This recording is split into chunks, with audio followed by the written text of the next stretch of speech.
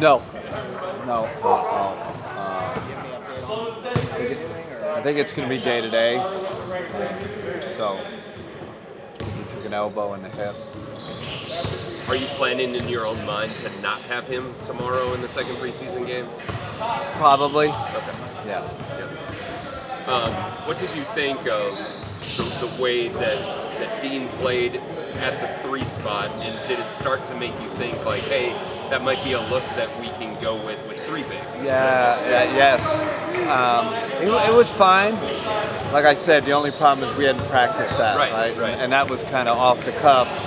Max goes out, do we put in Sam? Or Sam would have been the more logical, maybe, probably. But then we said, hey, that's part of the experimenting part. Let's go with Dean. It looked good. It's just something we got to work on a little more. And I think you noticed we played him at the 5 too, right? So just trying some things out, to be ready for the regular season. We want a adaptable, flexible roster. And luckily, we have players that fit that bill. Yeah. I know you're big into stats and stuff like that, but when it comes to pace specifically, do you use that term that all the NBA stat guys use, pace factor, or are there other things that you're measuring? Yeah, we have our own metrics for what that looks like. I'm not going to tell you what it is. I will say it was extremely high last night in the first half. So, and I know the pace numbers were. It was number 1 in the NBA. Yeah. So of all preseason. Yeah. So we have to find what is that like? Again, this is where I'm learning this team. What does that look like? What is that where we can, obviously we want to create early transition opportunities.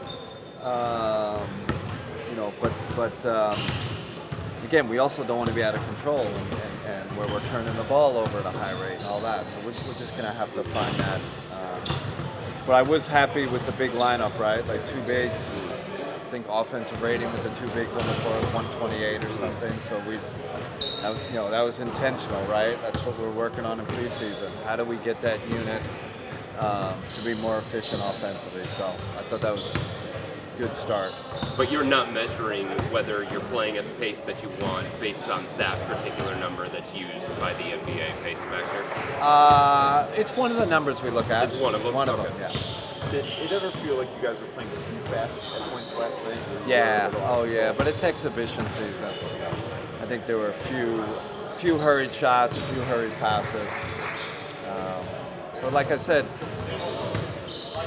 we're gonna just have to find that what fits this team, what the best pace is for that team. I always say, like, to me, the hardest thing to stop is teams that can play at 3 speeds. They can play fast, they can play kind of medium, and then they can also slow it down in the game and execute. So it's almost like you got to have 3 gears, Boom, Autobahn.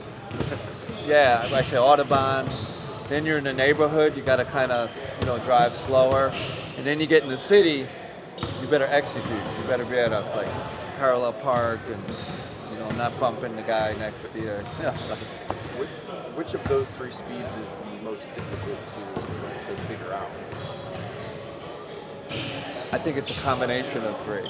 When to be Autobahn, when to be in the neighborhood, when to be in the city and execute. It really depends. A lot depends on time and score, right?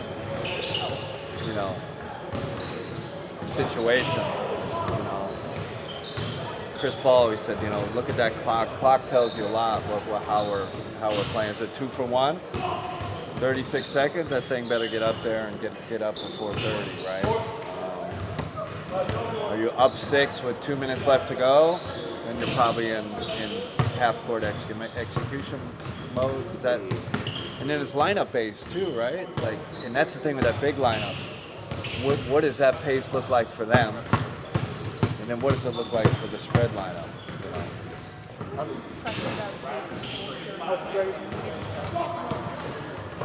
Oh man, 7 rebounds. So nose for the ball. You don't teach that. I think he's got a nose for the ball off the boards, and then he's got a nose for cutting, which I don't know if you guys noticed last night. There was, we want to be a good cutting team. We want to be a good offensive rebounding team. So he fits those two things.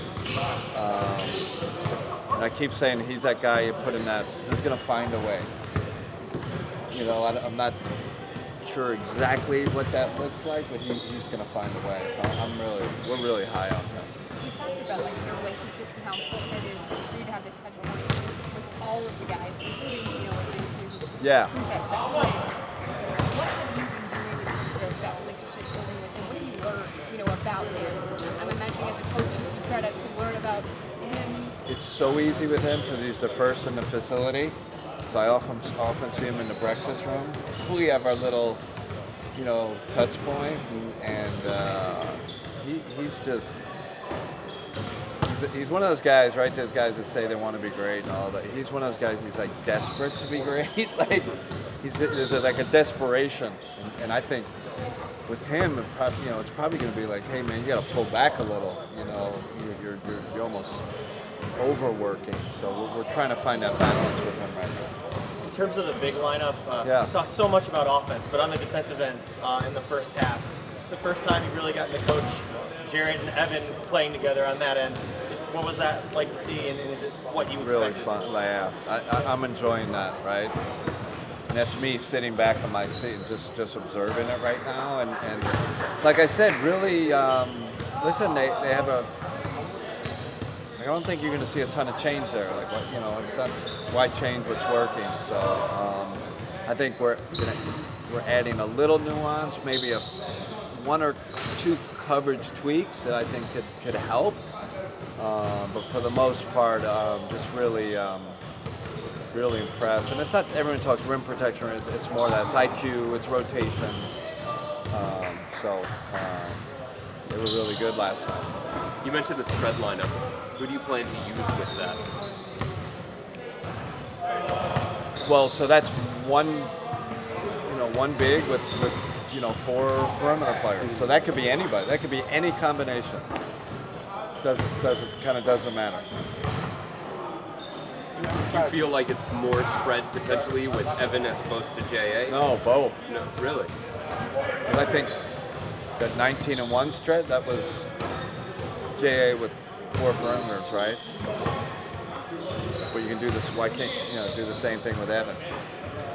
Now, Evan, do you surround him with a little more rebounding? That's that could be that's kind of how I think. What will complement his complement would be different than JA's complement, but we have so many good perimeter players and so good depth.